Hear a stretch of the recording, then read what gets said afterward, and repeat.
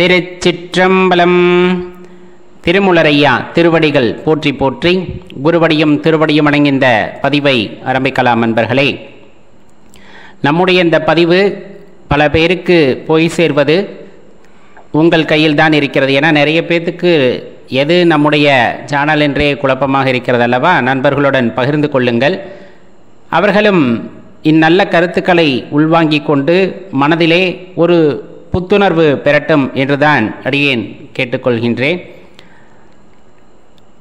பெரும்பாலும் வாழ்க்கையை இறைவன் வாழ கொடுத்திருக்கிறார். சிவபெருமான் ஒரு உயிரை இங்கு படைக்கிறார் என்றால் காரணமல்லாமல் அல்ல, அது அனைவரும் அறிந்த ஒன்றே. ஆனால் அந்த காரணத்தை தான் தேடி தேடி நாம் அலைகின்றோம். வாழ்க்கையிலே எல்லோருக்கும் ஒரே மாதிரியான வாழ்க்கை அமைவதில்லை. நம்மளுக்கே தெரிஞ்சிருக்கும், சிலருக்கு ரொம்ப கடுமையான சோதனைகள் எல்லாம் இருக்கும். சிலர் அப்படியே வாழ்வதே தெரியாதது போல ரொம்ப அமைதியாக வாழ்வார்கள். சில பேர் ஆடம்பரமாக வாழ்வார்கள். இந்த மாதிரி ஒவ்வொருத்தருக்கும் ஒவ்வொரு வாழ்க்கையானது அமையப்பட்டிருக்கிறது, சிவபெருமான் கொடுத்திருக்கிறார். அது என்ன அப்படின்னு கேட்டோம்னா, நம் ஜென்மத்தில் செய்த கர்மத்தின் காரணமாக இன்றைய காலகட்டங்களிலே அப்படி ஒரு வாழ்க்கை அமையப்பட்டு இருக்கிறது என்பது நமக்கு தெரியும். நிறைய ஞானியர்கள் அதை எடுத்துரைத்திருக்கிறார்கள். இருந்த பொழுதும் இந்த வாழ்க்கை விதித்தது போல் நடக்கிறதானா? விதியை போலத்தான் நடக்கும். என்ன நடக்கும் என்பதெல்லாம் விதித்து விட்டாச்சு அப்படின்னு சொன்னாலுமே சில முடிவுகளை எடுக்கக்கூடிய அந்த இறுதி முடிவு அப்படிங்கிறது நம் கையில் தான் இருக்கிறது அப்படிங்கிறத தெரிஞ்சுக்கங்க. எந்த ஒரு சூழ்நிலையிலும் நமக்கு முன்னால் இரண்டு வாய்ப்புகள் இருக்கும், தேர்ந்தெடுக்கலாமா வேண்டாமா அவ்வழியை அப்படின்னு. அங்கே எடுக்கக்கூடிய முடிவு நம்முடையதாக எப்பொழுது இருக்கும் என்றால், இறை சிந்தனையிலே நாம் அப்படியே ஒன்று இருக்கும் பொழுது, இறைவனையே துணையாக கொண்டிருக்கும் பொழுது கண்டிப்பாக அது நல்ல வழியை நோக்கி நம்மை இழுத்து செல்லும். அந்த இடத்திலே நாம் இறையாற்றலை பெறவில்லை என்றால், இறை அனுபவத்தையும் நாம் பெறவில்லை என்றால், விதி எதை நோக்கி உங்களை இழுத்துச் செல்கிறதோ அதை நோக்கித்தான் இழுத்துச் செல்லும். இறைவன் சில நேரங்களிலே நமக்கு முன்னால் இருந்து வருபவற்றை சில நேரங்களில் விலக்கி விடுவார், சில நேரங்களில் விலகி போவதை ஈர்த்து கொண்டு வந்து நம்மிடம் சேர்ப்பார். இது எல்லாமே அவருடைய விளையாட்டு தான், அதில் எந்த மாற்று கருத்துமே இல்லை. இறைவன் எல்லா வாழ்க்கையிலும், தனது அடியார் வாழ்க்கையிலும் திருவிளையாடலை நிகழ்த்துகிறார். காரணம் இருக்கிறது அல்லவா? நம்முடைய பக்தி உண்மையானது என்று உலகறிய செய்ய வேண்டும் என்றால் சிறு திருவிளையாடல்கள் நம் வாழ்க்கையிலே நடக்கத்தான் செய்யும். இந்த வாழ்க்கை அப்படிங்கிறது பார்த்தீங்கன்னா, மட்பாண்டம் செய்கிறாங்க இல்லையா, அவங்க கையில் களிமண்ணை கொடுத்தா ஒரு உருவத்தை உண்டாக்குவாங்க, ஒரு பாத்திரத்தை உண்டாக்குவாங்க. அது எது வேணாலும் இருக்கலாம். அது எப்படி உருவாகும் என்றால், அந்த பாத்திரமோ அல்லது அந்த உருவமோ அந்த கலைஞரின் மனதிலே நிறைந்திருக்க வேண்டும். நாம் செய்ய போகின்ற அந்த உருவம் அல்லது அந்த பாத்திரம் இப்படித்தான் இருக்க போகிறது என்பதை தீர்மானித்து கொண்டுதான் அந்த வேலையை அவர் ஆரம்பிப்பார். அதே போலதான் நமது வாழ்க்கையுமே. நம் வாழ்க்கையை எவ்வாறு வாழப்போகின்றோம் என்ற ஒரு தெளிவான முடிவு நம்மிடம் இருக்கிறது என்றால், நாம் செய்கின்ற அல்லது நாம் வாழ்கின்ற இந்த வாழ்க்கையை அருமையாக வாழ்வோம். பிறருக்கு துன்பம் இழைக்காமல், பிறருக்கு தொல்லை கொடுக்காமல், பிறரை வீழ்த்த வேண்டும் என்ற எண்ணம் இல்லாமல், பிறர் கெட்டு போக வேண்டும் என்ற எண்ணம் இல்லாமல் நம் வாழ்க்கையை நமக்கு பிடித்தாற்போல் அழகாக மாற்றிக்கொள்வோம். அந்த மட்பாண்ட தொழிலாளியின் மனதிலே எந்த ஒரு உருவமும் இல்லை, ஆனால் களிமண் இருக்கிறது. அதை வைத்து ஏதேனும் ஒரு உருவம் செய்ய வேண்டும் என்றால் அதன் முடிவு சரியாக வராது. மேடு பள்ளமாக இருக்கலாம், நெளிவு சுழிவோடு இருக்கலாம், ஒரு நாம் எதிர்பார்க்கின்ற வகையிலே அது ஒரு அழகான அமைப்பாக இருக்காது. அதே போல தான் வாழ்க்கை அப்படிங்கிறது என்ன அர்த்தம்னு புரிஞ்சுக்காம, நம்ம எதை நோக்கி போக போகிறோம் என்று தெரிந்து கொள்ளாமல் நம் வாழ்க்கையை ஆரம்பிக்கின்றோம் என்றால் அது ஒரு தெளிவான முடிவு இல்லாத அலங்கோலமான வாழ்க்கையாகத்தான் இருக்கும். அப்போ எடுக்கின்ற முடிவு இறைவனை சரணடைந்து விட்டால், சிவபெருமானை சரணடைந்து விட்டால், நாம் எதை நோக்கி போக வேண்டும் என்ற முடிவை இறைவன் எடுத்து விடுகிறார். நம்மை அதை நோக்கி ஈர்க்கிறார், அதை நோக்கி தள்ளுகிறார் அப்படின்னே வச்சுக்கலாம். நம்ம வாழ்க்கையை அதை நோக்கி பயணிக்கும். அப்போ நம்ம புரிஞ்சுக்கலாம், இறை அனுபவம், இறையாற்றல் நம்முடன் இருக்கிறது என்றால் நம் வாழ்க்கையானது மிகவும் அழகான ஒரு அமைப்பை பெற்று வரும். அந்த மட்பாண்டம் செய்பவர் அழகான ஒரு பாத்திரத்தை செய்வது போல, உருவத்தை செய்வது போல நமது வாழ்க்கையானது ரொம்ப அழகாக மாறும். இப்போ அந்த தொழிலாளி அந்த மட்பாண்டத்தை செய்துவிட்டால் அழகாக வந்துவிட்டது என்று வைத்துக் கொள்ளுங்கள். அதை உறுதித்தன்மையாக்க வேண்டும் அல்லவா? அழகாக வந்துவிட்டது, அனைவருக்கும் பிடிக்கும். ஆனால் மற்றவர்கள் அதை பயன்படுத்தும் போது என்றால் அதை பயன்படுத்த வேண்டும் என்று நாம் நினைக்கும் பொழுது அது உடைந்து போகலாம், மலையிலே கரைந்து போகலாம், இதுபோல் பல வாய்ப்புகள் இருக்கிறது. அப்போ அதை பக்குவப்படுத்தணும். அந்த ஆன்மாவை பக்குவப்படுத்துவது போல அந்த உருவத்தை பக்குவப்படுத்த வேண்டும். அதற்கு அந்த மட்பாண்ட தொழிலாளர் என்ன செய்கின்றார் என்றால், நெருப்பிலே அதை சுடுகின்றார். நெருப்பிலே அதை வைத்து சுடுகின்றார். அந்த அந்த உருவமோ அல்லது அந்த பாத்திரமோ நெருப்பில் இடும் பொழுது அந்த மண்ணானது கெட்டித்தன்மையை பெறுகிறது, நல்ல உறுதித்தன்மையை அடைகிறது. அதன் பிறகு பல காலங்களுக்கு அது இந்த இயற்கையை எதிர்நோக்கி அல்லது எதிர்த்து பயணத்தை மேற்கொள்ளக்கூடிய ஆற்றலை அது பெற்றுவிடுகிறது. அதே போலத்தான் யாரேனும் ஒருவர் நன்றாக வாழ வேண்டும் என்று விரும்புகிறோம், இறைவனை சரணடைய விரும்புகிறோம் என்றால் நம் வாழ்க்கையை நாம் தீர்மானித்து விடுகின்றோம். இறைவனை நாம் வழிபடப் போகின்றோம், சிவபெருமானை சரணடைய போகின்றோம் அப்படின்னா நம்ம வாழ்க்கையானது ஒரு தெளிவான முடிவுடன் நகரும். அது ஒரு குறிப்பிட்ட பக்குவத்தை அடைந்துவிடும். ஆனால் அதை பக்குவப்படுத்த வேண்டியது யாரின் கடமையாக இங்கு இருக்கிறது என்றால் சிவபெருமானுடைய கடமையாக இருப்பதன் காரணமாக நம் வாழ்க்கையை உறுதித்தன்மையுடன் மாற்றுவதற்காக, நம் வாழ்க்கையில் இறைவன் மீது வைத்த அன்பை உலகத்திற்கு உணர்த்த வேண்டும் என்பதற்காக, நாம் பக்தியை மென்மேலும் மெருகூற்ற வேண்டும் என்பதற்காக சில சோதனைகள் நெருப்பு போல, நெருப்பிலே அந்த மட்பாண்டத்தை வைப்பது போல சில சோதனைகள் நமக்கு வருகின்றன. அது சோதனை அல்ல, நன்றாக தெரிந்து கொள்ளுங்கள். இந்த உலக வாழ்க்கையிலிருந்து வெளிவந்து பார். ஏன்னா இங்க இருக்கிறது எல்லாம் மாயை. அந்த மாயையிலிருந்து நீ வெளிவர வேண்டும் என்பதற்காகத்தான் அந்த சின்ன சின்ன திருவிளையாடல்கள் எல்லாம் நமது வாழ்க்கையிலே நிகழ்கின்றன. நாயன்மார்கள் வாழ்க்கையில் நடந்தது போல, திருவிளையாடல் புராணத்தில் குறிப்பிட்ட அந்த திருவிளையாடல்களைப் போல நம் வாழ்க்கையிலும் திருவிளையாடல் இறைவனால் நிகழ்த்த பெறுகிறது. நாம் அதை உணர வேண்டும். ஏனென்றால் நாம் உண்மையான அன்பை இறைவன் மீது வைத்திருக்கிறோம் என்றால் அதை உலகத்திற்கு உணர்த்துவதற்காகவும், இன்னொன்று நம்மை நாம் புரிந்து கொள்ள வேண்டும் என்பதற்காகவும், நம்முள் இருக்கின்ற இந்த ஆத்மா எவ்வளவு ஆற்றல் வாய்ந்தது என்பதை புரிந்து கொள்வதற்காகவும். ஏன்னா எவ்வளவு கஷ்டம் வந்தாலும் சிவபெருமானை மறக்காத அந்த மனம் எப்பொழுதுமே இறுக பிடித்து கொண்டிருக்கும் அல்லவா? எதற்காகவும் இறைவனை விட்டுவிடாது. எந்த துன்பம் வந்தாலும் இறைவனை விட்டுவிடாது. அப்படிப்பட்ட ஒரு நல்ல ஆத்மா தான் நம்ம சொன்ன மாதிரி அந்த தொழிலாளர் செய்த அழகான பாத்திரம் போல் இருக்கின்ற ஆத்மா நெருப்பிலே சுடும் பொழுது உறுதித்தன்மையை பெறுவது போல சின்ன சின்ன திருவிளையாடல்களின் மூலமாக நாம் பெரிய பக்குவத்தை அடைகின்றோம். இறைவன்தான் எல்லாம் என்ற நிலைக்கு நாம் வருகின்றோம். இறை நாமம்தான் எல்லாம் என்ற அந்த ஒரு தன்மைக்கு நாம் வருகின்றோம். அப்பொழுது நமது உறுதிப்பாடு அப்படிங்கிறது அசைக்க முடியாததாக இருக்கிறது. இறைவன் மீது வைத்த நம்பிக்கை அசைக்க முடியாததாக இருக்கிறது. எந்த சூழ்நிலை வந்தாலும், எந்த நேரம் வந்தாலும் இறைவனே எனக்கு கதி என்று நாம் சரணடைந்து விடுகின்றோம். அப்ப சரணடைவதின் பலன் அப்படின்னு பார்த்தோம் அப்படின்னா, இறைவனையே நினைத்து கொண்டிருத்தல், இறைவன் பாதத்திலே சரணடைந்து கிடத்தல் அப்படிங்கிறது இந்த பிறப்பு இறப்பு என்னும் சுழலிலிருந்து நம்மளை மீட்டு வெளியே கொண்டு வருவதற்கு உதவும்.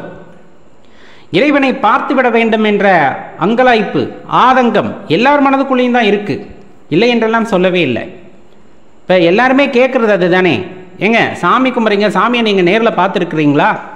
சிவபெருமான் சிவபெருமான்ங்கிறீங்க, சிவபெருமானை நீங்கள் நேரில் பார்த்துருக்கீங்களா? ஆமாம், கண்டிப்பாக நீங்கள் கேட்கின்ற கேள்வி உண்மையான கேள்விதான். பார்த்திருக்க வேண்டும் அல்லவா? கண்டிப்பாக பார்த்திருக்க வேண்டும். நமக்கு கண்கள் இருக்கின்றன. கண்களின் வாயிலாக நாம் அனைத்தையும் காண்கின்றோம், எல்லா பொருட்களையும் காண்கின்றோம். எல்லா பொருட்களுடைய உருவத்தையும் நம் கண்களை வைத்து தான் காண்கின்றோம். இந்த கண்கள் தன்னைத்தான் பார்த்து கொள்ள முடியுமா அப்படிங்கிற கேள்வி எழும் பொழுது முடியாது என்பது பொருளாகிறது, முடியாது என்பது விடையாகிறது. எப்படி தன்னைத்தான் பார்த்து கொள்ளும்? முடியாதல்லவா? ஆம், முடியாது. ஆனால் கண்ணாடி என்ற ஒரு பொருள் இருக்கிறது அல்லவா? அந்த பொருளின் வாயிலாக இந்த கண் தன்னைத்தானே பார்த்து ரசித்துக் கொள்கிறது, ரசித்துக் கொள்கிறதல்லவா? உண்மைதானே? ஆம், ரசித்துக் கொள்ளும். அதே போல்தான் நம்முள் சிவபெருமான் இருக்கிறார். நம்முள் அந்த சிவமானது குடிகொண்டிருக்கிறது. சிவம் தன்னைத்தானே பார்த்து கொள்ள முடியுமா அப்படின்னா ஆரம்பத்தில் அது கடினம்தான், ஆரம்பத்தில் அது கடினம்தான். ஆனால் கண்ணாடி போல ஒரு குரு நமக்கு வாய்க்கப் பெறுகிறார். அப்படிங்கும் போது அந்த உள்ளிருக்கின்ற சிவத்தை பார்ப்பதற்கு குருவாகப்பட்டவர் நமக்கு வழிகாட்டுவார், அந்த வழியை ஏற்படுத்தி தருகின்றார். அதன் மூலமாக நம்முள் இருக்கின்ற அந்த சிவத்தை நம்மால் பார்க்க முடியும், அகக்கண்களிலே பார்க்க முடியுங்கிறதா ஞானியர்களின் கூற்று. நமக்கு வழிகாட்டி சென்றிருப்பவர்கள் கூறுகின்றதும் அதைத்தான். நாம் அப்போது அதை ஏற்றுக்கொண்டு தானே ஆக வேண்டும். அப்போ அது குருவின் மூலமாக முறையான உபதேசத்தை பெற்று அல்லது சிவபெருமானையே குருவாக ஏற்று அவரே கதியென சரணடைந்து அவர் காட்டுகின்ற வழியிலே நம்மை நாம் உள்நோக்கும் பொழுது அந்த இறைவனை காண முடியும் அப்படிங்கிற தாற்பயத்தை உணர்ந்து கொள்ள முடியும்.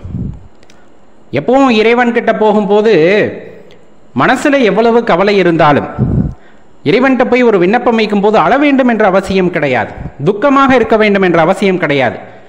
அப்படியே ஆனந்தத்தின் உச்சத்தில் மகிழ்ச்சி களிப்பிலே இறைவனை காணும் பொழுது அப்ப கிடைக்கின்ற அலாதியான இன்பம் வேறு எதிலும் கிடைக்காது. அதாவது ஒரு உரிமையா நான் போய் சொல்றேன், மனம் ரொம்ப வெதும்பி இருக்கு, அப்ப போய் அழுகிறது வேற. பார்க்கறப்பெல்லாம் ஒரு விண்ணப்பம் வைக்கிறப்பெல்லாம் அழுதல் எனக்கு இது வேணும் இது வேணும் பொருள் சம்பந்தமாக கேட்பதெல்லாம் தவறு. அதே நம் மகிழ்ச்சி வெள்ளத்தில் அந்த மகிழ்ச்சி களிப்பில் ஒரு ஆனந்தமா இறைவன்கிட்ட போய் அந்த ஆனந்த கண்ணீரோடு அவரை புகழ்ந்து பாடும் பொழுது, ஏதேனும் விண்ணப்பம் இருந்தால் வைக்கும் பொழுது அது அலாதியான இன்பம். இறைவன் அதை ஏற்றுக்கொள்வார். இன்னொரு விஷயம் அடியேன் எப்பவும் சொல்வது ஒன்றுதான், எந்த விஷயத்தையும் சிவபெருமானிடம் சென்று கேட்க வேண்டாம். கேட்டால் கொடுத்து விடுவார். அதில் எந்த மாற்று கருத்துமே இல்லை. அது உங்களுக்கு ஒவ்வாததாக கூட இருக்கும். பக்தன் கேட்டுவிட்டானே என்று அவர் கொடுத்து விடுவார். அது நமக்கு ஏற்புடையதாக இல்லாமல் கூட இருந்திருக்கும். அதனால் தெளிவாக தெரிந்து கொள்ள வேண்டிய ஒரு விஷயம் இருக்கிறது. இறைவனிடம் எதையும் பெரிதாக கேட்காதீர்கள். அவரே உங்கள் வாழ்க்கைக்கு எது உத்தமமோ அதை கொடுப்பார். அதை அமைதியாக பார்த்து அனுபவிக்க கற்றுக்கொள்ளுங்கள். அந்த அனுபவம் தான் சிறந்த ஆசானாக உங்களுக்கு இருக்கும் என்றால் அதில் எந்த மாற்று கருத்தும் இல்லை. இந்த ரகசியம் அனைவருக்குமே தெரிகிறது. ஆனாலும் அந்த ரகசியத்தின் உட்பொருளை அறிந்து கொள்வதற்குத்தான் யாரும் தயாராக இல்லை அப்படிங்கிறது தான் நிதர்சனமான உண்மை. இப்போ நம்ம உடன் பிறந்தவர்கள் நாம் எந்த சூழ்நிலையில் பிறந்திருக்கின்றோம் அப்படிங்கிறதையெல்லாம் வைத்து நம் உறவு முறைகள் அப்படிங்கிறது தீர்மானிக்கப்படுகிறது. தாத்தா, பாட்டி, தாய், தந்தை, மகன், மகள், கணவன், மனைவி, இந்த மாதிரி பல உறவுகள் நம்ம வாழ்க்கையிலே ஏற்படுவது நமக்கு தெரிந்தது தான். இந்த உறவுகள் எல்லாம் நமக்காக ஏற்பட்டது அப்படிங்கிற அந்த பிம்பம் அப்படிங்கிறது சரிதானா அப்படிங்கிற அந்த எண்ணம் அல்லது அந்த சிந்தனையானது நமக்குள் உதித்து கொண்டிருக்க வேண்டும். ஆனால் நாம் என்ன நினைத்து கொள்கிறோம் என்றால், இந்த உறவுகள் யாவும் நமக்காக கொடுக்கப்பட்டது, இந்த உறவுகள் நம் வாழ்க்கையிலே பிணைந்திருக்கிறார்கள் அப்படிங்கிற மாதிரியான எண்ணமானது நமது வாழ்க்கையிலே எப்பொழுதுமே தோன்றும். எனது தந்தை, எனது தாய், எனது கணவன், எனது மனைவி, எனது குழந்தைகள் அப்படிங்கிற மாதிரி ஒரு பிணைப்பு அப்படிங்கிறது இந்த உடல் மற்றவர்களுடன் ஏற்படுத்தி கொள்கிறது. ஆனால் அது உண்மையா அப்படிங்கிறத பார்த்தா, அவரவருக்கு விதிக்கப்பட்ட கடனை தீர்ப்பதற்காக இந்த பூமிக்கு அனைவருமே வருகின்றோம். அதில் நானாகட்டும், நீங்களாகட்டும், இல்லை யாராக இருக்கட்டும், உடன் பிறந்தவர்களாகட்டும், நம்மை ஈன்றவர்களாகட்டும், நம்முடைய அடுத்த தலைமுறைகளாகட்டும், நாம் ஒரு கருவியாகத்தான் இருக்கிறோம் அப்படிங்கிறத தெரிந்து கொண்டோம். பல ஞானிகள் கூறுவதன் மூலமாக தெரிந்து கொண்டோம். ஆனால் அதை உணர்ந்து அதை ஏற்றுக்கொள்வதற்குத்தான் மனமே வருவதில்லை அப்படிங்கிறது தான் இந்த இடத்துல உண்மையான விஷயம். இப்போ வாழ்க்கை அப்படிங்கிறது நெடும் பயணம், அதெல்லாம் இல்லைன்னே சொல்ல முடியாது. அந்த நெடும் பயணத்தில் பிறப்பிலிருந்து நம்முடைய இறுதி காலம் வரை ஒரு உறவு தொடர்ந்து வரும் அப்படிங்கிற அந்த நம்பிக்கையோ அல்லது அந்த ஒரு உறுதியான தன்மையோ எதுவுமே கிடையாது நிலையில்லாத இந்த வாழ்க்கையிலே. அப்போ வாழ்க்கையை நிலையில்லை என்று சொல்ல முடியுமா அப்படின்னா, ஒரு விஷயத்தை தெளிவாக தெரிஞ்சுக்கணும். அவரவர்களுக்கு கொடுக்கப்பட்ட கடமைகளை நிறைவேற்றுவதற்காக இந்த பூமியிலே அவதரிக்கிறார்கள் அல்லது இங்கு பிறக்கிறார்கள் அப்படின்னு வச்சுக்கலாம். அப்படி பிறப்பவர்கள் நம்முடன் பிறந்திருக்கிறார்கள் என்றால் அவர்களின் கால பயணம் எவ்வளவு தூரமோ அந்த தூரம் அவர்கள் பயணித்து விட்டு அவர்கள் அடுத்த உடலை நோக்கி சென்று விடுகிறார்கள். இது ரொம்ப யதார்த்தமான விஷயம், அனைவரும் அறிந்த ஒன்றே. இந்த இடத்துல யாரோ ஒருவர் இல்லாமல் போய்விட்டாலும், யாரோ ஒருவர் புதிதாக உள்ளே வந்தாலும், இதற்காக நாம் படுகின்ற ஆனந்தமும் சரி, ஏற்படுகின்ற துக்கமும் சரி, அது உள்ளிருக்கும் கூடிய அந்த ஆன்மாவை மட்டுமே பாதிக்கக்கூடியது. இதனால் எந்த பயனும் இருக்கப் போவது இல்லை அப்படிங்கிற அந்த உண்மையை நாம் உணர்ந்து கொண்டாலுமே கூட அதை ஏற்றுக்கொள்ள இந்த மனதானது மறுக்கிறது. அந்த மாயையானது மறுக்கிறது. ரொம்ப கடினம்தான், இல்லை என்றெல்லாம் கூறவே இல்லை. இயல்பான மனித வாழ்க்கையிலே இருப்பவர்களுக்கு ஒரு இழப்பு அப்படிங்கிறது ஏற்பட்டால் அதை தாங்கிக் கொள்ள முடியாது தான். ஏன்னா நம்ம வார்த்தைகளில் சொல்லிடலாம், இதெல்லாம் நீங்கள் எடுத்துக்கணும், தாங்கிக்கணும், இதெல்லாம் வாழ்க்கையில் ஒரு யதார்த்தம், இதுதான் நிதர்சனம். உண்மையாலுமே இதுதான் நிதர்சனம்.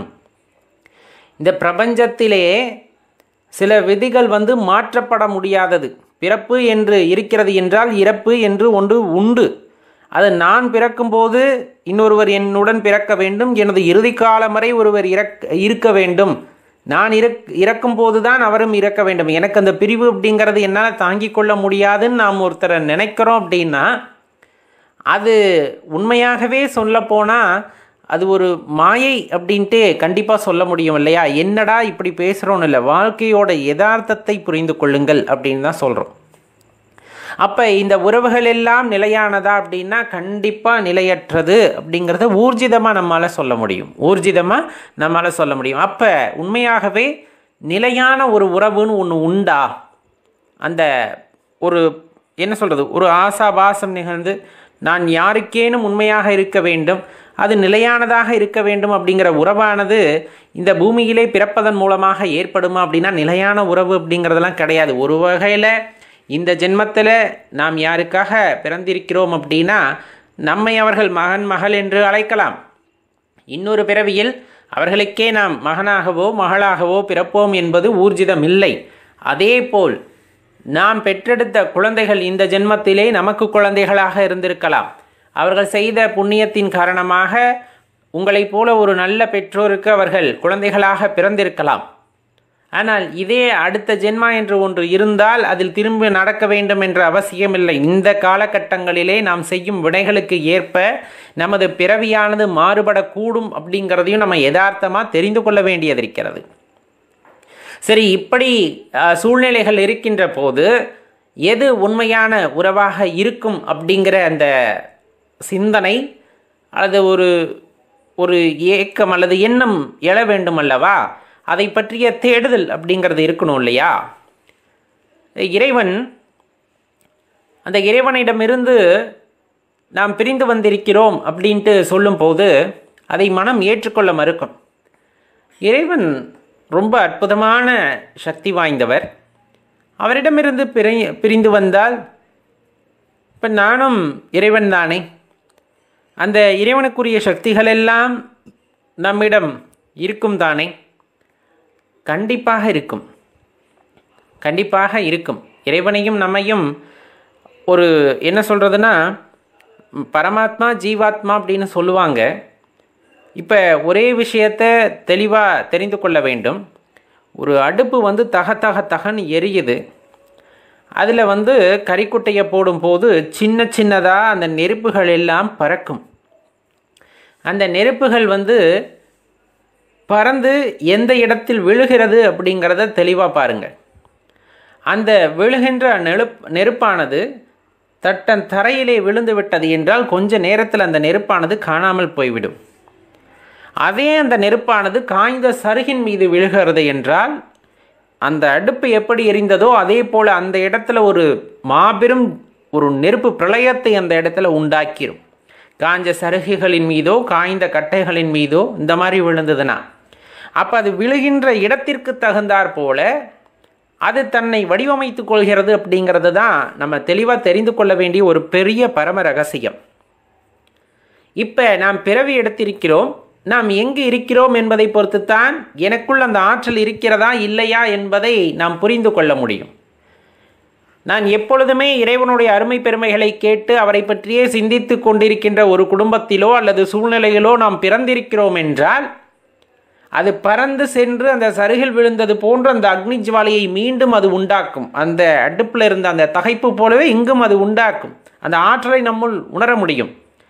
மாறாக கடவுள் நம்பிக்கையே இல்லாமல் கடவுளை பற்றியே எண்ணாத ஒரு குடும்பத்திலே நாம் போய் விழுகின்றோம். ஒரு தரையில் விழுகிற மாதிரி அந்த இடத்துல பிறவி எடுக்கிறோம். நம்ம சூழ்நிலையில் சுற்றுப்புறத்தில் இருக்கிறவங்களுக்கு யாருக்குமே ஆன்மீகத்தில் ஒரு நாட்டம் இல்லை. அப்படியே நமக்கு ஒரு ஆன்மீக நாட்டம் வந்தாலும் கொஞ்ச நேரத்துக்கு அந்த தணலானது அப்படியே இருக்கும். அதன் பிறகு கொஞ்சம் கொஞ்சமாக கரைவது போல சுற்றுப்புறத்திலே இருக்கின்றவர்களின் சூழ்நிலைக்கின் அதே போல் அவர்களின் எண்ணத்திற்கு ஏற்ப நம் எண்ணங்களில் மாற்றங்கள் ஏற்படலாம். சில பேர் அதில் விதிவிலக்கு. ஆனால் அந்த மாற்றம் ஏற்படும் போது அந்த சூழ்நிலைக்கு ஏற்ப நாம் மாறிவிடுகிறோம் என்பதை தெரிந்து கொள்ள வேண்டும். அந்த இடத்துல தான் நம்முள் இருக்கின்ற அற்புத சக்தியை உணர்ந்து கொள்வதும் அதை உணர மறுப்பதும் அப்படிங்கிற நிகழ்வானது நிகழ்கிறது. எப்படி என்னுள் இருக்கின்ற அந்த அதீத சக்தியை உணர்ந்து கொள்ள முடியும் அப்படின்னா, நீங்கள் உணர்ந்து கொள்ள வேண்டும் என்று இப்போதிருந்தே நினைக்க ஆரம்பித்து விட்டால் இறைவன் அதற்கு ஏற்றாற் போல ஒரு வழியை கட்டாயமாக ஏற்படுத்தி தந்து விடுகின்றார். அதிலெல்லாம் நீங்கள் சந்தேகமே கொள்ள வேண்டாம். இதற்காக நான் இன்னொரு பிறவி எடுத்து இன்னொரு இடத்திலே அந்த சருகுகள் மீது போய் விழ வேண்டுமா அப்படின்னா கிடையாது. இன்னமும் உங்களுக்கு ஏற்றவாறு அந்த சூழ்நிலையை மாற்றி அமைத்துக் கொள்ளுங்கள். நான் பிறப்பு ஒரு மாதிரி இருந்தாலும், ஒருவேளை நாத்திக குடும்பத்தில் பிறந்திருக்கலாம், உங்களை சுற்றி இருக்கிற சொந்த பந்தங்கள் நண்பர்கள் எல்லாம் ஆன்மீகத்திலே நாட்டம் இல்லாதவர்களாக இருக்கலாம். ஆனால் எனக்கு ஒரு நாட்டம் இருக்கிறது அப்படிங்கும் போது அந்த நெருப்பு துளியானது பறந்து பறந்து எப்படியாவது காற்றின் மூலமாக அடித்து செல்லப்பட்டு சருகின் மீது ஒரு சில நேரங்களில் விழும். அப்போ சின்ன தணலானது பெரியதாக மாறக்கூடும். அதே போல தான் நீங்கள் மனதிலே இறைவனை பற்றி ஆழ்ந்து சிந்திக்கும் போது, அவரை பற்றி உணர்ந்து கொள்ள வேண்டும் என்ற எண்ணம் உங்களுக்குள் தோன்றும் பொழுது, நீங்கள் அந்த ஆசையை மேலெழுப்பும் பொழுது இந்த காற்றானது வீச ஆரம்பிப்பது போல இறைவனின் கருணை உங்கள் மீது திரும்ப ஆரம்பிக்கும். அப்போ அந்த தணலானது மீண்டும் பறந்து எப்படியாவது அந்த சருகை நாடி போவது போல உங்களை அடியார் கூட்டத்திலே இறைவன் சேர்த்து விடுவார். அடியார் பெருமக்களுடன் நீங்கள் சேர்ந்து விட்டால் இறைவனின் புகழை பாடலாம், இறைவனின் பெருமைகளை பேசலாம், இறைவனைவே நினைத்து உருகலாம், இறைவனின் இருப்பை உணர்ந்து கொள்வதற்கு முயற்சி செய்யலாம். இப்படியெல்லாம் வாய்ப்புகள் அந்த இடத்திலே கிடைக்கும் பொழுது நாம் அந்த சருகை அடைந்தது போல அந்த தணலானது மீண்டும் மீண்டும் பெருகி ஒரு நெருப்பு பிழம்பாக மாறுவது போல நம்முள் இருக்கின்ற ஆற்றலை உணர முடியும், நம்முள் இருக்கின்ற சக்தியை உணர முடியும். இது உண்மையாகவே நாம் தான் மாற்றியமைத்து கொள்ள வேண்டும் என்பதை தெரிந்து கொள்ளுங்கள். இந்த பிறப்பு எப்படி இருந்தாலும் சரி, நாம் செய்த வினையின் பயனாக நாம் என்ன இந்த பிறவியிலே செய்ய வேண்டும் என்று இறைவன் விதித்து அனுப்பினாரோ அதற்கு தகுந்தாற் போல பிறவியை நாம் எடுத்திருப்போம். அதில் எந்த குற்றம் குறையும் இறைவனை சொல்லக்கூடாது. ஏன்னா எல்லாம் நாம் செய்தது, அதன் வினை பயனாக இந்த பிறவியை எடுத்திருக்கின்றோம். ஆனால் இந்த பிறவி என்பது உங்களுக்காக கொடுக்கப்பட்டது. இந்த பிறவி என்பது இந்த உடலுக்கும் உடலுக்குள் இருக்கின்ற ஆன்மாவுக்குமாக இறைவன் கொடுத்திருக்கிறார். அப்போ உங்களுக்கான வாய்ப்புகளையும் கொடுக்கின்றார். குறைந்தபட்சம் இந்த பிறவியிலாவது உனக்குள் இருக்கின்ற அற்புத சக்தியை உணர்ந்து கொள். நீ வேறு யாரும் இல்லை என்ற ரகசியத்தை உணர்ந்து கொள் அப்படிங்கிறதற்காக கொடுக்கப்பட்ட இந்த பிறவியை யார் கொடுக்கிறார்? சிவபெருமான் நமக்கு கொடுத்திருக்கின்றார். நீ எங்கேயெல்லாம் தட்டி தடுமாறி கீழே விழ போறியோ எல்லா இடத்துலையுமே கையை பிடிச்சு தூக்கி விடுவார். எல்லா இடத்துலையுமே கையை பிடிச்சு மேலே தூக்கி விடக்கூடிய ஆற்றல் படைத்தவர் யார் என்றால் சிவபெருமான். எல்லாரும் சொல்லுவாங்க, கஷ்டம் வருது துன்பம் வருது, கஷ்டம் வருது துன்பம் வருது, அடடடடா என்னால் தாங்க முடியாத வாழ்க்கையடா, இந்த கஷ்டம் என் எதிரிக்கும் வேண்டாம் அப்படிங்கிற மாதிரி நிறைய பேசுவாங்க. எந்த சிவனடியாரும் இந்த வார்த்தையை பேச மாட்டார். எந்த சிவனடியாரும் இந்த வார்த்தையை பேச மாட்டார். அவருக்கு தெரியும், அந்த சிவனடியார்களுக்கு தெரியும், இறைவன் எதை செய்தாலும் நம்மை தூக்கி விடுவதற்காகத்தான் அதை செய்வார் என்பது அவர்களுக்கு ஆழ் மனதில் ஒரு அதீத நம்பிக்கையானது இருக்கும். அதே போல அவர்கள் எண்ணமும் அதே போல் தான் இருக்கும். எந்த ஒரு சூழ்நிலையிலும் இறைவன் என்னை கீழே தள்ள மாட்டார், நானாக கீழே விழுக போனாலும் என் கையை பிடித்து தூக்கி விடுவார், என்னை தாங்கிக் கொள்வாரே தவிர எனக்கு எந்த நேரத்திலும் தீமை செய்யாதவன் எம்பெருமான் ஈசன் அப்படிங்கிற அந்த எண்ணமானது சிவனடியார்கள் மத்தியிலே மனதிலே ஆழமாக இருக்கும். குழந்தை பருவமாக இருந்து வாலிப பருவம் மீதி வயோதிக பருவம் வரை ஒவ்வொரு காலகட்டங்களிலும் இந்த உடலில் ஏற்படுகின்ற மாற்றத்திற்கு தகுந்தவாறு மனதிலும் சில தாக்கத்தை உண்டு பண்ணி பல குழப்பங்கள் ஏற்படுத்தினாலும் அதிலே ஒரு தெளிந்த ஞானம் போல ஒரு குறிப்பிட்ட காலகட்டத்திலே நம்மை அவர் ஆட்கொண்டு இறைவனை பற்றிய எண்ணங்களை மனதிலே உதிக்கச் செய்து அவரை பற்றிய எண்ணங்களை மேலோங்கச் செய்து அதன் வாயிலாக உண்மையை உணர்வதற்கு அவர் வழிகாட்டுகின்றார். நம்ம ஏற்கனவே சொன்ன மாதிரி இந்த பிறப்பு இறப்பு அப்படிங்கிறதெல்லாம் இயல்பாக நடக்கக்கூடியது. எப்படி சொல்கிறோம் அப்படின்னா, ஒரு மரமானது அந்த விதையிலிருந்து வளர்கிறது, விருட்சமாகிறது, மீண்டும் மண்ணோடு மண்ணாக போகின்றது. நீங்கள் உலகத்தில் மாற்ற முடியாதது அப்படின்னு பார்த்தோம்னா மாற்றம் ஒன்றே. இந்த அழிவு அப்படிங்கிறது எப்போவுமே நடக்கக்கூடியது, சம்ஹாரம் அப்படிங்கிறது. இப்போ அதே போல தான் இந்த உயிரை தாங்கி வந்திருக்கின்ற இந்த உடலானது மெல்ல மெல்லமாக வளர்ந்து ஒரு குறிப்பிட்ட காலகட்டத்தை அடைந்து முதிர்ச்சி அடைந்து இதில் எதுவும் செயலாற்ற முடியாதுன்னு தெரிந்து கொண்ட பின்னர் வேறு ஒரு கூட்டை தேடி இந்த உயிரானது போய்விடும், அந்த கர்மாவை சுமந்து கொண்டு. அவ்வளவுதான் இந்த வாழ்க்கை. இந்த உடலை கிடத்தி கொண்டு இந்த உடலுக்கிட்ட பெயரை சொல்லி கொண்டு போய்விட்டார் அப்படின்னா எங்கே போனார், யார் போனார், எங்கே போனார் அப்படிங்கிற கேள்வியை மனதினுள்ளே எழுப்பி பாருங்கள், தெரிந்துவிடும். போனவரை எத்தனை காலத்திற்கு நாம் நினைத்திருக்க போகின்றோம் அப்படிங்கிறது இன்னும் சுவாரஸ்யமான விஷயம் இந்த உலகத்தில். ஒருவேளை யாராவது போயிட்டு அவர்களை எத்தனை காலத்திற்கு நாம் நினைவிலே நிறுத்தி இருப்போம் அப்படிங்கிறது பெரிய சுவாரஸ்யமான விஷயம். நான் பொய்யெல்லாம் கூறவில்லை, நினைத்து பாருங்கள். இவர் இல்லை என்றால் என் உலகமே இல்லை என்று சொன்னவர்கள் ஏராளமாக இருப்பார்கள். இவர்கள் இல்லை என்றால் என்னால் எதுவும் செய்ய முடியாதுன்னு இருந்தவங்க நிறைய பேர் இருப்பாங்க. அவர்கள் பிரிந்தாலும் பிரிவிற்கு அப்புறமாக அது எத்தனை காலங்களுக்கு அந்த பிரிவானது நீடித்தது அப்படிங்கிறது பெரிய கேள்வியாக இருக்கும். நாம் ஏற்கனவே சொன்ன போல தான் ஒவ்வொருவரும் ஒரு கர்மத்தை ஆற்றுவதற்காக இங்கே வந்திருக்கின்றோம். அவர்களின் காலப்பயணம் முடியும் போது அவர் பாட்டுக்கு அடுத்த உடலை தேடி சென்று கொண்டே இருக்கின்றார்கள். ஆனால் தெளிவாக தெரிந்து கொள்ள வேண்டிய விஷயம், உடலை பெற்று பெற்று மீண்டும் மீண்டும் பிறந்து வருவதல்ல இந்த வாழ்க்கை. இந்த நம்ம சிவபித்தன் சேனல் பிடிச்சிருந்ததுன்னா இந்த வீடியோ லைக் பண்ணிட்டு நண்பர்களோட பகிர்ந்துக்கோங்க. திருச்சிற்றம்பலம். திருமூலரையா திருவடிகள் போற்றி போற்றி, குருவடியும் திருவடியும் வணங்கிந்த பதிவை ஆரம்பிக்கலாம். அன்பர்களே, இந்த வாழ்க்கை அப்படிங்கிறது அரும்பெரும் வாழ்க்கை, நமக்கு கிடைத்தற்கரிய வாழ்க்கை. இந்த வாழ்க்கையிலே சிவ வழிபாடு செய்வதற்கான வாய்ப்பை இறைவன் கொடுத்திருக்கிறார் என்றால் அதுவும் அரும்பெரும் கருணை. சொல்லப்போனால் இறைவனுடைய அருட்பார்வையின் காரணமாக இந்த வாய்ப்பானது நமக்கு கிடைத்திருக்கிறது. அதற்கெல்லாம் காரணம் நம் பூர்வ ஜென்மாக்களிலே செய்த சிவ புண்ணியங்களே அப்படிங்கிறத மனதில் நிறுத்திக் கொள்ளுங்கள். சிவ புண்ணியங்களை செய்ய செய்ய ஐயனை வழிபடக்கூடிய அந்த பேராற்றலானது நமக்கு கிடைத்திருக்கிறது. இந்த ஜென்மாவிலும் நாம் சிவ புண்ணியங்களை சேர்க்க சேர்க்க கண்டிப்பாக முக்தி நிலையை அடையக்கூடியதற்கான வாய்ப்பை இறைவன் கொடுப்பார் அப்படின்னா அதில் எல்லளவும் சந்தேகம் இல்லை. இது ஒரு பக்கம் இருந்தாலும் அடியார் பெருமக்களோட பெரிய விண்ணப்பம் யாதெனில் இந்த பிறப்பில்லா நிலை அப்படிங்கிறது தான் பெரிய விண்ணப்பமே.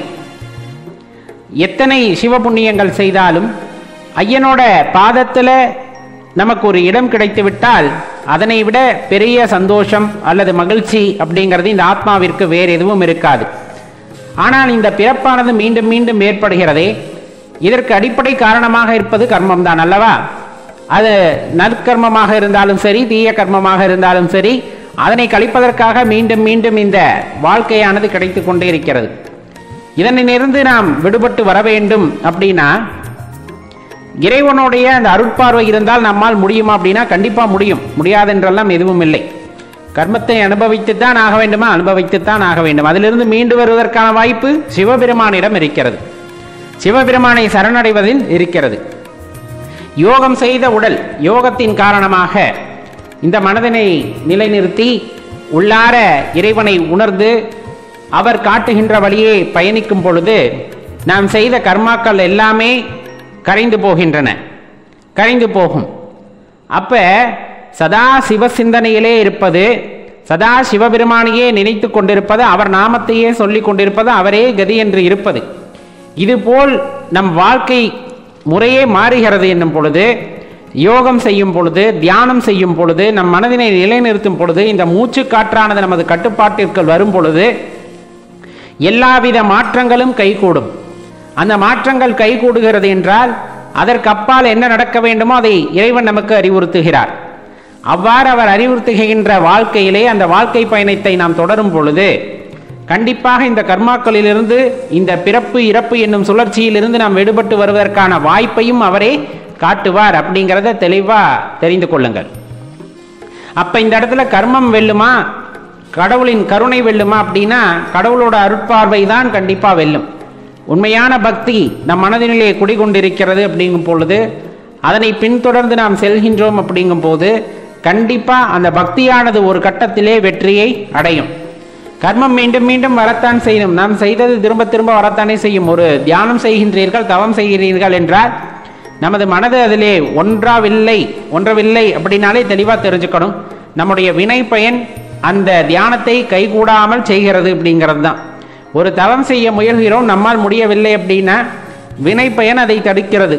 அதனையும் மீறி நீங்கள் முயற்சி செய்து கொண்டே இருக்கிறீர்கள், தவமானது கைகூடுகிறது, தியானமானது கைகூடுகிறது, இந்த மாதிரி சமாதி நிலை வரை கைகூடுகிறது என்றால் எவ்வளவு கர்ம வினை இருந்தாலும் அவ்வினைகளை எல்லாம் இறைவன் அறுத்தறிவார் அப்படிங்கிறத பொதுவாக தெரிந்து கொள்ள வேண்டும். அதே போல தான் இறைவனுக்கு உருவம் கொடுக்கிறது, அவருக்கு ஒரு அளவு கொடுக்கிறது, இறைவன் இங்கு தான் இருப்பார்னு சொல்றது, இது எல்லாமே கேலி கூத்தான விஷயம். சிவபெருமானை தேடி செல்கின்றோம், ஆலயங்களிலே போய் தரிசிக்கின்றோம், அதில் மாற்று கருத்து இல்லை. அப்ப சிவபெருமான் ஆலயத்தில் மட்டும்தான் இருக்கிறார் என்று கூற முடியுமா அப்படின்னா கட்டாயமா யாருனாலையும் கூற முடியாது. அந்த ஆலயத்தில் மட்டும்தான் இருக்கிறார், மற்ற எந்த இடத்துலையும் இல்லை அப்படின்னா அது இறையாற்றல் இல்லை. நாம் மனம் அமைதியாக ஒரு இடத்திலே அமைதியாக அமர்ந்து அந்த இறையாற்றலை உணர்வதற்கான இடம் வேணா கோவிலாக இருக்கலாமே தவிர இறைவன் அவ்விடத்தில் தான் இருக்கிறார், அவருக்கு இவ்வளவு பெரிய உருவம் உண்டு, இவ்வளவு குணநலன்கள் உண்டு, அவர் இவ்வளவு ஆற்றல் படைத்தவர் என்று நாம் வரையறை படுத்தி விட்டோமேயானால் அது இறையாற்றலாகவே இருக்காது. சிவபெருமான் அத்தன்மையவர் அல்ல அப்படிங்கிறத தெளிவாக புரிஞ்சுக்குங்க. அவருக்கு ஆதியும் இல்லை, அந்தமும் இல்லை, உருவமும் இல்லை, உருவத்தில் அளவும் இல்லை, எதுவும் அல்ல. பரபிரம்மம் அப்படின்னு சொல்லக்கூடியது, சர்வ வியாபி அப்படின்னு சொல்லக்கூடியவர், எல்லா இடங்களிலும் நீக்கமர நிறைந்திருக்கக்கூடிய ஒரு பேரருளாளர், பேராற்றல் உடையவர். இந்த மாதிரி நம்ம இறைவனை குறிப்பிட்டு சொல்லிக்கொண்டே இருக்கலாம். அந்த இறைவனின் நாமங்கள் வெவ்வேறாக இருக்கலாம், அவருக்கு ஒவ்வொருவர் ஒவ்வொரு உருவம் கொடுத்திருக்கலாம், ஒவ்வொருவர் ஒவ்வொரு நாமத்தை கொடுத்திருக்கலாம். இதெல்லாம் மனிதன் கொடுத்தது. இறைவனுக்கு பெயர் மனிதன் சூட்டி இருக்கின்றான். ஆனால் இறை ஆற்றலை அவனால் வரையறுக்க முடியாது. மனிதனால் இறையாற்றலை வரையறுக்க முடிகிறது என்றால் அது இறைவனே அல்ல அப்படிங்கிறத தெளிவாக தெரிஞ்சுக்குங்க. இறையாற்றல் அனைத்திற்கும் அப்பாற்பட்டது. அதனை உணர்ந்து கொள்வதோ அதனை புரிந்து கொள்வதோ அவ்வளவு எளிதான விஷயமும் அல்ல அப்படிங்கிறத நம்ம புரிந்து கொள்ள வேண்டும். சிவபெருமான் கருணையாளர், எல்லையற்ற கருணையாளர். அவர் எதை கேட்டாலும் கொடுக்கக்கூடிய கருணை உள்ளம் படைத்தவர், அவ்வளவு பேராற்றல் உடையவர். அதே போலதான் பக்தி கொள்வோருக்கு, அந்த சிரத்தையான பக்தி கொள்வோருக்கு தன்னுடைய கருணை பார்வையினால் அந்த பிறப்பு இறப்பு என்னும் சுழற்சியை அறுக்கக்கூடிய ஒரு அற்புதமான கருணையாளர் அப்படின்னா சிவபெருமானத்தை நம்ம குறிப்பிட்டு சொல்ல முடியும். அந்த சிவத்திற்கு அவ்வளவு மகிமை உண்டு, அவ்வளவு சாதாரண விஷயம் அல்ல. இந்த உலகம் என்று பார்க்காதீர், நவக்கோள்கள் என்று பார்க்காதீர், சூரிய குடும்பம் என்று பார்க்காதீர், அதையும் தாண்டி பிரபஞ்ச மண்டம் இந்த மாதிரி விரிந்து கொண்டே செல்கிறதல்லவா. இதனையெல்லாம் ஒரு புள்ளியில் அடக்கிவிட முடியுமா அப்படின்னா சிவத்தினுள் அடக்கிவிட முடியும். சிவத்தினுள் அனைத்தும் ஒடுங்கும், அனைத்து பொருளிலும் சிவம் அடக்கம். தெளிவாக தெரிஞ்சுக்குங்க. சிவமில்லா ஒரு பொருள் கிடையவே கிடையாது. உயிரற்ற பொருளாயிருப்பினும் உயிருள்ள பொருளாயிருப்பினும் அது சிவம் அந்த இடத்தில் குடிகொள்ளும் வரைதான் அதற்கு மதிப்பு அப்படிங்கிறத புரிஞ்சுக்கணும். அப்போ ஒரு உயிரிலே சிவம் இல்லை என்றால் அந்த உயிர் என்னவாகும், அந்த உடல் என்னவாகும் அப்படின்னு யோசித்து பாருங்கள், தெரியும். அப்படியே இயற்கையோடு இயற்கையாக கரைந்து போய்விடும். எந்த ஒரு பொருளிலும் சிவத்தன்மை இருக்கும் வரையிலும் தான் அது ஒரு மதிப்புடன் இருக்கும். அது நமது உடலாக இருந்தாலும் சரி, பிற உயிர்களாக இருந்தாலும் சரி, பிற பொருட்களாக இருந்தாலும் சரி, அனைத்துமே இதனுள் அடக்கம் அப்படிங்கிறத தெளிவாக தெரிஞ்சுக்கங்க. சாதாரண விஷயமாக நீங்கள் எதையும் கடந்து போய்விட முடியாது. இறையாற்றல் அப்படிங்கிறது எல்லையில்லா தன்மை உடையது. அந்த இறையாற்றலை ஒரு வரையறைப்படுத்த வேண்டும் என்று நினைப்பதே முதலில் தவறான விஷயமாகும். இறையாற்றல் இவர்களுக்குத்தான் செய்யும், அருள் செய்யும் அப்படின்னு சொன்னா அதை விட தவறான சிந்தனை வேறு எதுவும் இருக்க முடியாது. என் இறைவன் என் மக்களுக்கு மட்டும்தான் உதவுவான், என் மக்களுக்கு மட்டும்தான் கருணை செய்வான் என்று யாரேனும் கூறினால் அவர்கள் அறியாமையில் இருக்கிறார்கள் என்பது பொருள். அந்த இறைவனை உணர்ந்து கொள்ளவில்லை என்பது அடிப்படையான பொருள்.